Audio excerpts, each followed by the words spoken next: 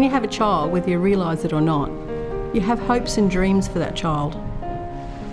When something like this happens, that all changes. Before Ben's accident, we were working a lot.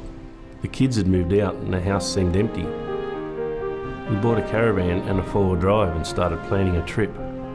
We'd married early and hadn't travelled, and this was our time.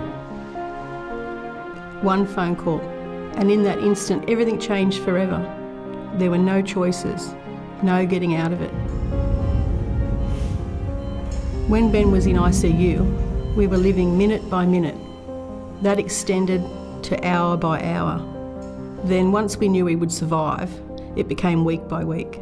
For 340 consecutive days, I left home at 8 a.m. to be at the hospital, and I arrived home at 10 p.m. That was my life. After hospital, Ben came home. The choice had been a nursing home or live with us. We didn't trust anyone else to bring him to his full potential. At that point when we decided to bring Ben home, we hadn't thought about the rehab.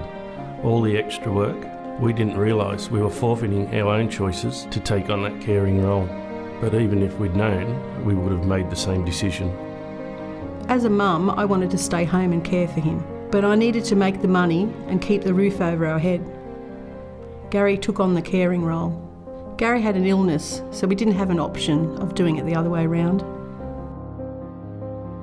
I struggled with the caring role, something I would never have signed up for, not as a career option, but something kicks in and you just do it.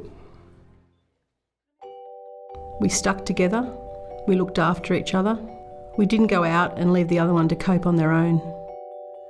The motive for us to think of alternative accommodation for Ben was twofold. For Ben, it was about his independence. For us, it was about who would look after Ben in the future.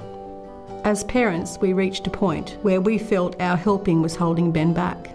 At the start of the journey, a nursing home had been the only option. If we couldn't do better than that now, 8 years on, we would have failed. This housing option for Ben came along and we decided to give it a go. I think I still had doubts, right up until Ben moved in. Ben was very confident that he could do it, so that helped. Ben could see himself as an independent person, and we needed to give him that chance. We had Ben at home for 8 years after his accident, looking after him 24 hours, 7 days a week. It took two of us to get through that. Having each other helped us cope.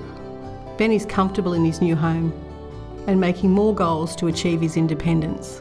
He feels like it's his home. It's a sense of belonging. Ben's always coming up with some new project. He doesn't sit still for 5 seconds. There's never a day when he does nothing. He recently found a table by the side of the road. He's helped sand it down and repaint it. He wouldn't have done that with us, but now he can put it in his home. Ben moved out 5 months ago. I was able to let go. I knew he had support, and Cheryl was always checking in on him.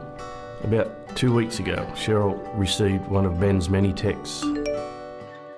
And I heard her say, "I'm not going to answer that one now. I'll do it later." That's a sign she's letting go. Life has changed so much for us with Ben's move. Gary likes to be spontaneous. Let's jump in the car and go for a drive. We might end up having a lovely lunch on the veranda of a pub somewhere. We wouldn't have done that before. Our relationship is now back on track to normal husband and wife.